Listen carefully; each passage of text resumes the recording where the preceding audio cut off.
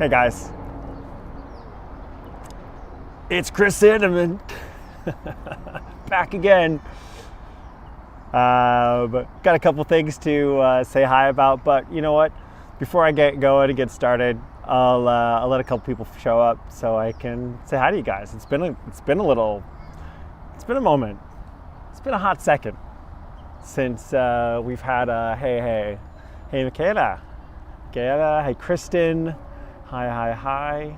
Something weird going on my phone. I'm just gonna mess with it for a second. Hey Palmira, ¿qué tal? And it's like my messages are coming in, and it's like all smushed on the side, which is kind of weird. So, but still fun. It's good stuff. Well, I can see that we are live on YouTube and live on Facebook. So, as this is a weird, unexpected, awkward time for me suddenly to go live, I really appreciate you guys jumping in. I must get mugged. There's troopers all over here. And there's another kid going by. It's children. I am, hey Catriel. Hello to Argentina. Thanks for stopping in. I don't think I've seen you before, Catriel Samud. But it's great to have you here. It's really cool, really awesome. So guys, the main reason why I'm going on right now is just to talk about, first of all, to say thank you to Isaac Ham, who did a really fun tour from Prague yesterday. A lot of fun. I really enjoyed that. And different than what we've done before. So that was kind of cool to check out. If you haven't seen that, it's on the YouTube channel as the landing video right now. Yeah, Kristen, that's right, ambushed by kids. They're all over. They're like, because I'm really close to a playground. Not that I usually hang out at playgrounds, don't get me wrong, but there happens to be a lot of playgrounds around here. We're actually going to talk about that in just one second, and why there are playgrounds where I am. Well, where am I right now? I'm on the Upper West Side of New York City, and I am in the middle of what's called Riverside Park. And Riverside Park lies between Riverside Drive and the Henry Hudson Parkway, and eventually the Hudson River. We're going to get a better look at all those things in just one second. But I've been doing research for my tour, which I'm doing tomorrow. Yep, I said it. I'm doing it tomorrow. It's happening. Which is going to be a Riverside Drive tour up to Columbia University. We'll see how we're doing for time. That might be enough between like Riverside Drive, Riverside Park, Columbia University, St. John the Divine, Barnard University as well. Hi Diana, hello to California. And then also up to hey T, what's going on, brother? Hey, yes, Kristen, it's official. I am going to do this tour tomorrow. I've been stressing about it, folks, because I'm like out of practice for New York tours, and this is new for me, this part of town. And if you saw my quick touches on the mansion the other day, the Sanshishi Mansion, and as well as the Amiable Child Monument. Those are places that are close to where I'm going on this tour route, but not things I'm going to be able to include in the tour that I'm doing for you tomorrow. Teague, I'm really sorry to hear that your power has been out most of the last 2 days. Brother, that's painful, especially when it's cold. I saw on Shannon's Facebook recently that it was snowing again up in Canada. It's just brutal. I'm really, really sorry to hear that. Hey, Nikki. Hey to you and Ross. Sorry to be chiming in so late. I apologize for you guys, having to listen to me later in the evening. So, yeah, Ross, there you are, brother. Good to see you too, man. Hey. So tomorrow, I'm doing this tour, but there's a bunch of tours happening, and I'm not the first tour that's going to happen tomorrow. First off, first and foremost, we're going back to Singapore with Bernard, and you guys are going to be happy to hear this. Bernard is going to be streaming directly to Facebook and YouTube. So we're just cutting Boxcast out of that. For those of you who've been sticking through like the more troubling Bernard broadcasts, it's what's been causing all of that latency and like the bad picture and the fuzziness. We're going to get rid of that. And Bernard's going to be taking us to Singapore's Ramadan festival, the Kampung Galem night experience. It's the last weekend of it. It's not going to happen again after that. Sorry, my nose itches. But I don't think I had a burger, but I think we're clear. We're clean and clear now. Singapore has just gone back into lockdown. but it just means that they have to keep to even smaller groups than usual. The lights are all still on. It's the last weekend of it. And that's going to be taking place tomorrow at 9 a.m. on the east coast of the U.S., 6 a.m. on the west coast. Sorry, Diane. That's early, I know. And in Edinburgh, that's 2 o'clock, so perfect for you guys, for you, Nikki and Ross. And then on the continent, it's going to be at 3 p.m. So a good chance for everyone in Europe to catch tours during prime time if you're not heading out and enjoying sunshine or something tomorrow. And then I'm going to be doing this Upper West Side tour, which will be Riverside Park up to Columbia and through Columbia University's campus, which is great, and picking up some other things as we go. Thank you, Diana, for saying you'll watch when you wake up, when you get up. It's great, fantastic. It's awesome. That's what we're here for. You know, if you can catch it live, comment, like it. You know, but if you're catching it as a video on demand later on, just give it a thumbs up, make a comment like you have been doing very wonderfully. Really appreciate that as well. And that's still wonderful. You know, it's still great. So one way or the other. But my tour tomorrow is going to be at 1 p.m. New York time, 6 p.m. Edinburgh time, 1900 hours on the continent, 10 a.m. On the West Coast. So maybe, Dana, you can actually catch that one as well. Then tomorrow evening, we're going to be evening for me here in New York, we're going to be in Nara. Now, Nara is a super cool, small city, not too far from Kyoto, and it's famous for having been, the old capital of Japan in the 700s, the 8th century, as well as having a 15-meter tall, that's 50 feet high Buddha, and it's where a lot of the first Buddhist temples, the early kind of origins of Buddhism in Japan when it crossed over. It all kind of happens in Nara. But it's also famous for having these miniature deer, which are crazy. I've been there before. I went actually with that guy Isaac, who did my buddy Isaac, who did the tour yesterday in Prague.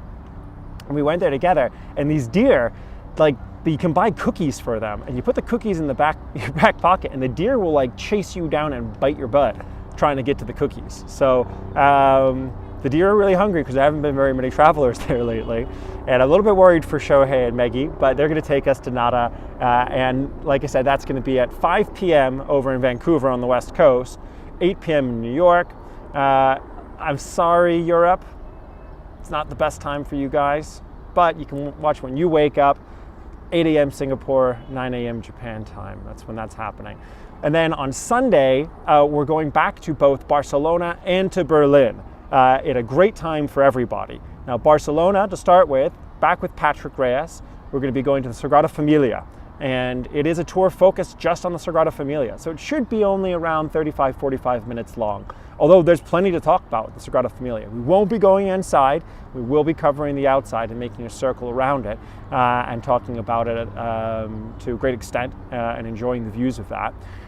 That's going to happen at 8 a.m. Los Angeles time, 11 a.m. in New York, Edinburgh, 4 p.m. And on the continent of Europe, it's going to be at 5 p.m. or 1700 hours. So that should be really fun. That's on Sunday, May 9th, guys. And then we're back to Berlin by popular demand. We had Nick Jackson, who did his debut last weekend, but a lot of people, hey Alexa, good to see you, thanks for chiming in. Alexa was one of the folks, as was Ross, both pushing for Nick Jackson to come back again. So Nick is coming back with a Jewish Berlin history tour. And it's going to be a great tour. We were talking over the route and what's going to be on that. It's actually being co-sponsored by one of our hostel partners, hopefully in Berlin, the St. Christopher Hostel Group. That tour is going to be starting at 10 a.m. on the West Coast, then 1 p.m. in New York, 6 p.m. in Edinburgh, and then 7 p.m. or 1900 hours on Sunday on the continent. Yeah, thank you, Diana. Nick was great. I absolutely agree with you. And it's going to be a great tour of his, which is going to go through, Rosenstrasse, which was the old Berlin Jewish ghetto. It's going to head up to the Hackische Hof and Hackische Markt, which was there was the Otto Weithaus was right near there, which was like a blind comb working factory where Otto Weit hid German Jews from the Nazis during the time of the Third Reich. Then we're going to head up Oranienburger Straße towards the Neue Synagoge, the new synagogue, which is a gorgeous building, yeah, very interesting. It'll be a great tour, and I've seen Nick do a tour like that in the past, and it's going to be a good one. So thank you, Ross, for that. Ross just wrote on Facebook, Nick Jackson was excellent with a nice German flag there, and he's a great guide, and he's going to be wonderful again. So we're going to really enjoy that. So that's what's coming up this weekend. I will be posting the full calendar on Facebook and YouTube as well, attached to this video, but also as a general post. So that's all coming up. It is, Michaela writes, it's Mother's Day in Germany on Sunday. It's also Mother's Day here in the US, in a lot of places, I believe. So yeah, but like I say this, have mom join. Like mom can join in on the tour as well. So if mom wants to come to Barcelona or visit Berlin, then she's more than welcome. I'd love that. And Teague asks, have I ever lived in Hamburg or had a base in Hamburg? The answer is yes. We do tours in Hamburg. I never lived in Hamburg, but Hamburg was where I was actually planning to move in 2002, in the autumn of 2002. The summer of 2002. I received got a job offer from a hedge fund in Greenwich, Connecticut, and they needed me to speak better German than I did. So they said, look, go and spend a couple months in Germany doing an intensive language class, and then come back, and take this job working in finance. And sounded like a good idea. A lot of my friends from college were working in finance. I thought I'd do that too.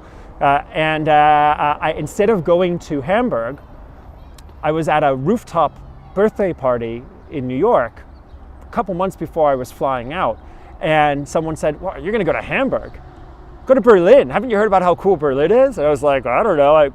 Wherever there's a language class, I guess. So I ended up going to Berlin instead and never kind of left for a decade. Didn't take that hedge fund job in the end. So, c'est la vie. Michaela says, my mother doesn't understand English, unfortunately, but Michaela, you could translate for her, although fair enough. Nick speaks perfect German, but yeah, anyway. Ross writes, the Reeperbahn in Hamburg is a great place for a tour. Did a Descendants tour there? Thank you, Ross. That's a great shout out for our Reeperbahn tours. The Reeperbahn is the red light district of Hamburg, but it is also the place, so usually that would mean maybe like for travelers, visitors, tourists, and then some locals who are looking for that kind of comfort. The sex working in Germany is regulated in Hamburg, and so it's out in the open and protected. But the really cool thing about the Reeperbahn is that it's also like the big going out district anyway in Hamburg, with lots of bars and clubs. And one of the coolest things about the Reeperbahn is that that locals in Hamburg and visitors who are visiting from Germany or from other places around the world, travelers, tourists, that is the place that people all go out. So you can really like rub shoulders with a local person as a traveler, and that's not always the case. And it's one of the really cool things about Hamburg. It's like a true harbor city, a Hafenstadt, where people are really accepting of strangers. They don't let you get too close too fast, but they let you get a little close pretty fast. And I've always really appreciated Hamburg for that. Michaela says the Beatles tour in Hamburg. Yeah, oh gosh, yeah, because before the Beatles made it big everywhere else, they were in Hamburg. That's where they were playing. In fact, you can hear some old Beatles songs in German, which is really neat. Ross writes he was there in the Reeperbahn before he met Nikki. Good shout, Ross. Good shout, man. Well, look, enough of me kind of rambling on. Why don't I just show you guys really quickly where I am and give you just a 10-minute here from where I am, and then I'm going to say goodbye for now and head up to go check out the Civil War Memorial, which I want to go and do a quick video of as well. So let me flip this around and just give you guys a quick Sandeman's tour, huh? How about that? All right. So what we're actually what I'm standing on right now is this big piece of rock. It's undoubtedly a giant piece of Manhattan granite or schist, and it is here that if I could try to bring you back a few hundred years, right, and have you travel through time with me for a second. What was a barking dog? What I want to give you a sense of is this space back in the 1840s. In fact, I want to take you back to 1844 and 1845.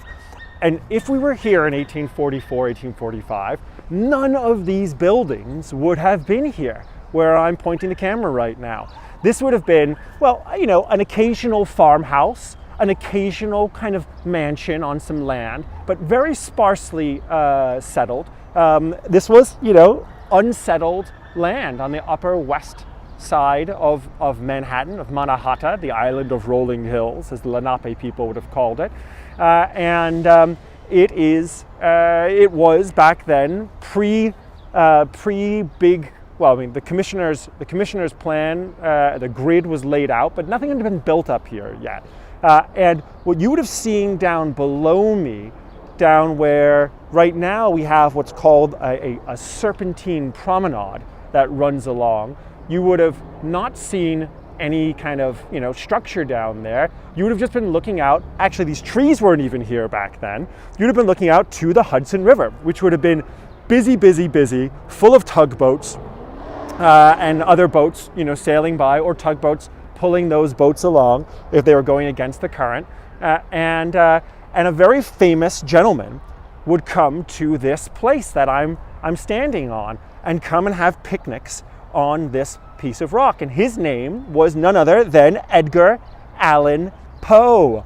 Edgar Allan Poe, the great American writer. He was a poet, an editor, a literary critic.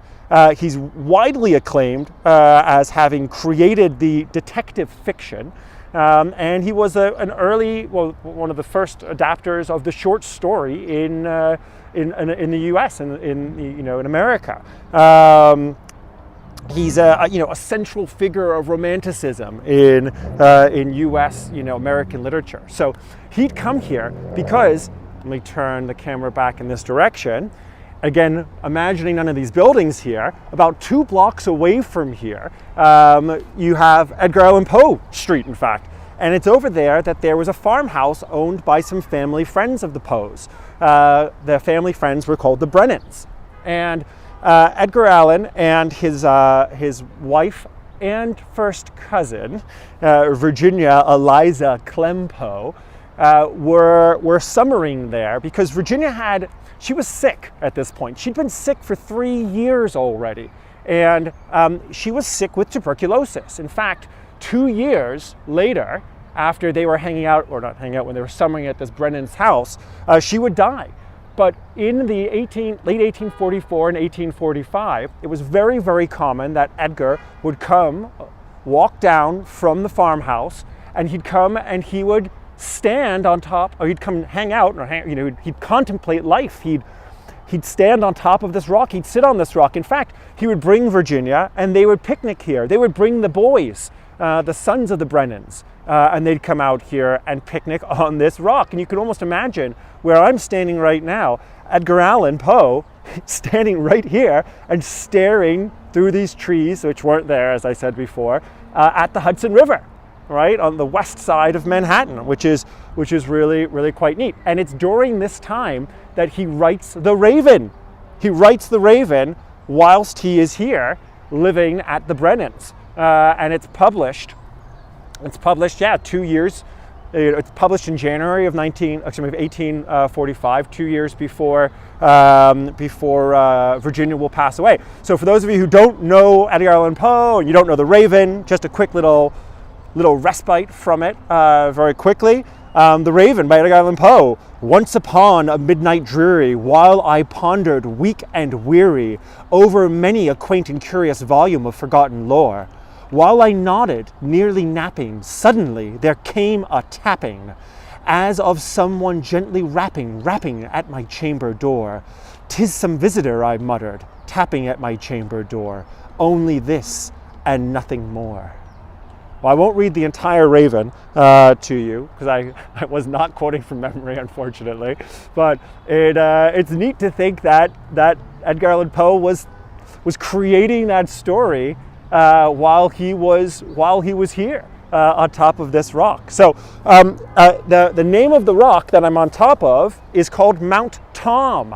And Mount Tom is named after Tom, one of the sons of the Brennan family, where Edgar and Virginia were living, and escaping from, trying to escape from her sickness, unfortunately, not successfully, because like I said, she passed away. Thank you, Diana, for saying that was cool. I really appreciate it. And Alexa, you're right, it is more than a rock, indeed. And Teague, thank you, man. I really appreciate that. Palmyra, I love Edgar Allan Poe as well. So many great stories from that guy. And he was really a paradigm shifter. So I'm walking now through this Riverside Park, and it's worth mentioning that Riverside Park was originally created by none other than Frederick Law Olmsted. And for those of you who were watching our Central Park tour the other day, you might remember that name because he's the guy who was also in charge of building the Central Park. Him and his buddy Calvert Vaux were the guys at Central Park.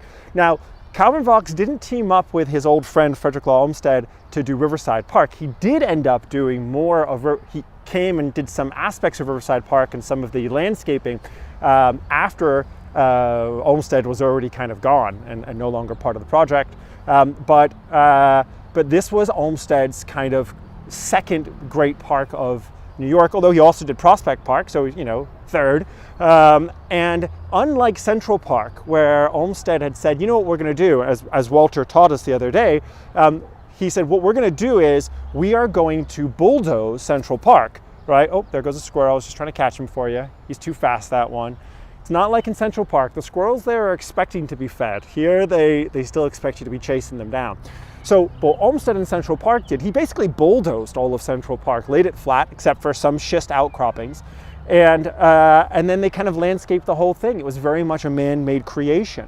But here at Riverside Park, it was a different idea, a different concept, because the topography here was a lot more difficult to deal with than at Central Park. So Frederick Law Olmsted said, well, look, if the topography here is going to be so much harder to work, to like bulldoze and flatten, let's just work with the topography. So it's actually a very different style of park than the park that Central Park is. But what we see now in this park, actually, a lot of it has more to do with what was done by a different parks commissioner years and years later. Because whereas this park, is a product of the 1870s, right? So we're talking about there 30 years after our friend Edgar Allan Poe would have been up on that rock right there in front of us, right? Up on Mount Tom. Right, Poe would have been looking at something that was not created at all yet around here, still very raw and rough. Well, 30 years later, New York is still expanding and growing, and this park has been laid out. But it's not until 1937, right, the late 1930s, that Robert Moses, who was a great hero and then a villain in a way in New York's history, would come and change a lot of the aspects of Riverside Park to make it much more user-friendly. Because what I'm actually standing over right now are the old West Side train tracks, right? So there was a train that had been built here in the late 1840s, early 1850s, that would run up and down the west side of Manhattan. It was an important train because it was this train, in fact, which would connect New York City for the first time ever in the late 1840s, early 1850s to the rest of the country via train. Before that, we just didn't have it because New York was a harbor. Now, I don't know if you can see, I'm gonna try to get close as I can and see if you can look down. And can you guys tell me, can you see train tracks down there beneath the grates, through the grates? If you can see that, just tell me in the chat if you can see those train tracks down there. I'm trying my best to show them to you while I'm moving around inside. It's just a little tricky to do so. Well, this esplanade that I'm standing on top of, below us, yeah, okay, you can see it, great, thanks Kristen, I appreciate that. This esplanade that I'm standing on top of, right, below us are these train tracks, and they build this tunnel, which you can see this venting system all above all above this train tracks to allow us to then walk across, of course, from Riverside Park over, crossing, until now, right, we can look down and over to, this is the Henry Hudson Parkway. It's kind of like the FDR Drive, but of the west side, if you will, of New York City. As you can see, traffic, typical, not moving very fast here. It's not a great way to get around, although it's 4 o'clock, we're just hitting rush hour, it's just starting.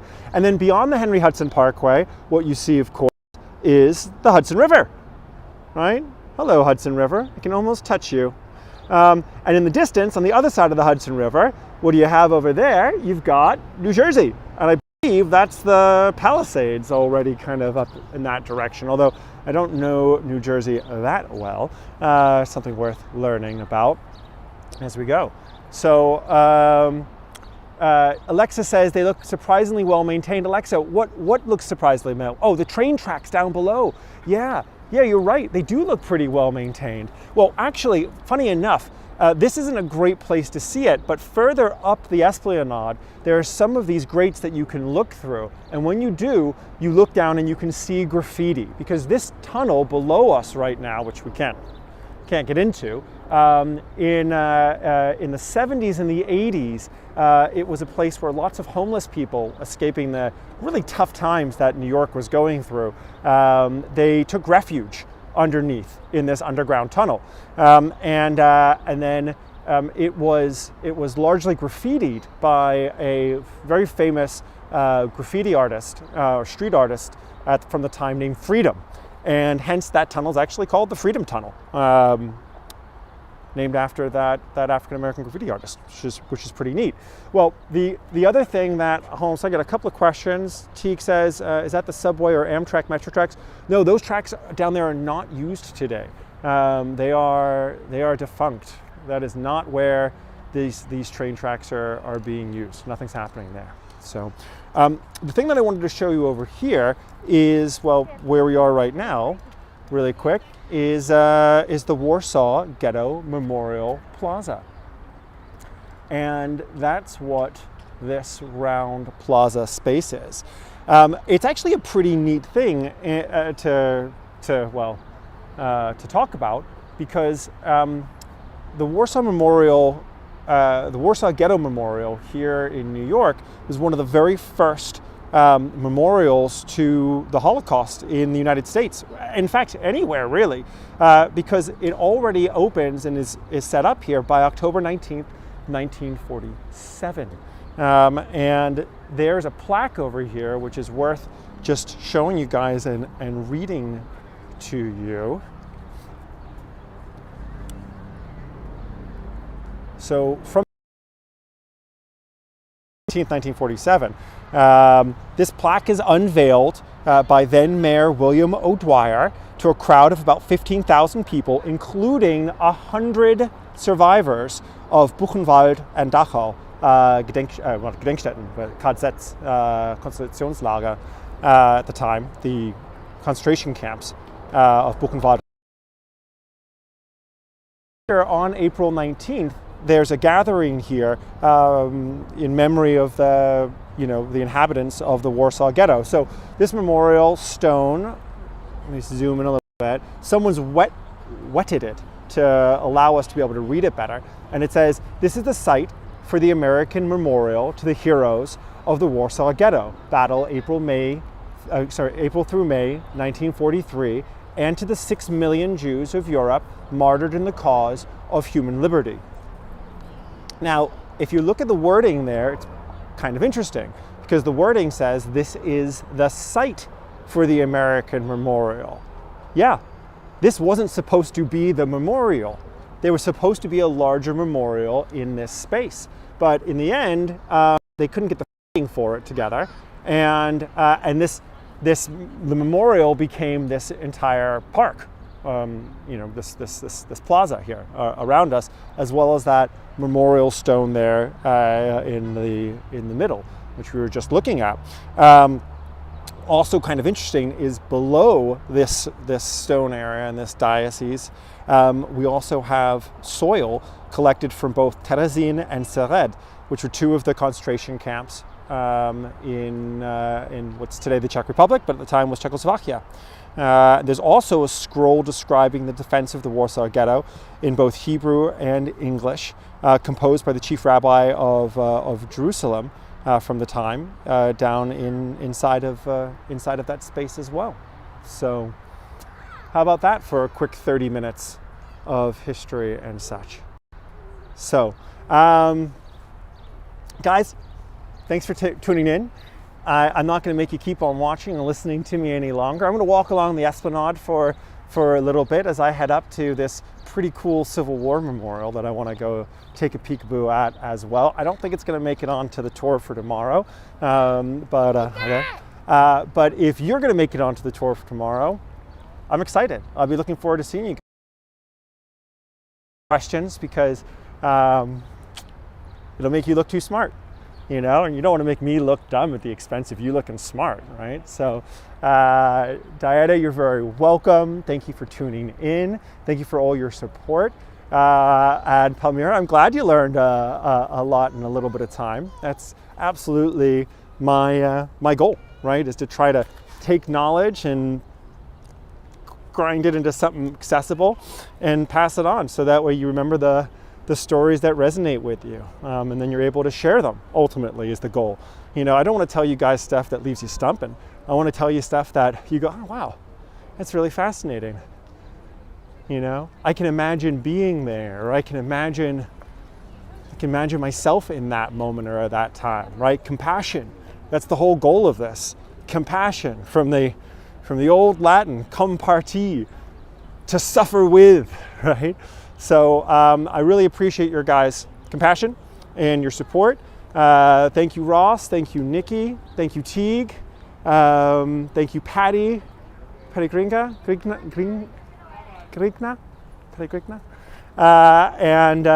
Yeah, it's great stuff. We'll see each other later on. Shannon, you didn't miss it. You're still here. You made it just in time. Bon appetit, Shannon. Mwah. Bon provecha. Dobry chut. Hat schmachelig. Yeah, good appetit. Bon appetit. All of that stuff. Enjoy. All right. Well, enough for now. And I'll probably hop on really quick for those of you who are still in the US. I might do a quick live stream akin to the ones that I did the other day of this Civil War memorial. And then I'm, boom, back over to Columbia University and digging deep into the history of that space. Got quite a lot of it in my head already. Old King's College, from the days the British were still here, no longer. So, all right, mwah. Love you guys. Really appreciate the support. Thank you all for tuning in, and yeah, making it so that way, like, I might be a New York crazy, but the other ones who are really just talking to themselves, I'm the one who's not nuts, because I'm talking to you guys. So it's okay. It works out much better. Thank you, Alexa. You're great. And Teague, when is the quick tour? I'm just going to hop on probably in about like 25, 30 minutes from now and do a quick view of this Civil War memorial space. And then it'll just be a quick 10-minute, and that'll be it. So please, if you're in Scotland or in Germany, don't feel the need to tune in or watch that. But if you happen to be sitting around and you want to see something else, it's a neat memorial. It won't make it onto my regular tour because it just can't like get over that far to the west probably. But yeah, you never know. All right, so if I don't see you later on, I'll see you tomorrow. Thanks, guys. Thank you, Diana Pombo. You're very welcome. Thanks for being there, and I'll talk to you guys later. Oh, one last view as I'm walking, and just one last view of the Hudson, and then I'll let you guys go. We walk back over those train tracks down below us. Hi there.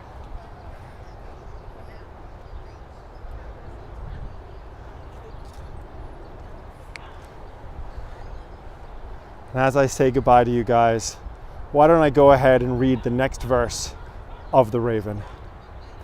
Ah, distinctly I remember, it was in the bleak December, and each separate dying ember wrought its ghost upon the floor.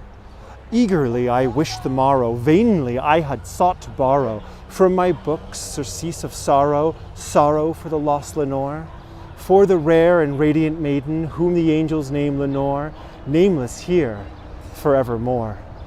And the silken, sad, uncertain rustling of each purple curtain thrilled me, filled me with fantastic terrors never felt before, so that now, to still the beating of my heart, I stood repeating, 'tis some visitor entering entrance at my chamber door. Some late visitor entreating entrance at my chamber door. This is it, and nothing more. Ugh.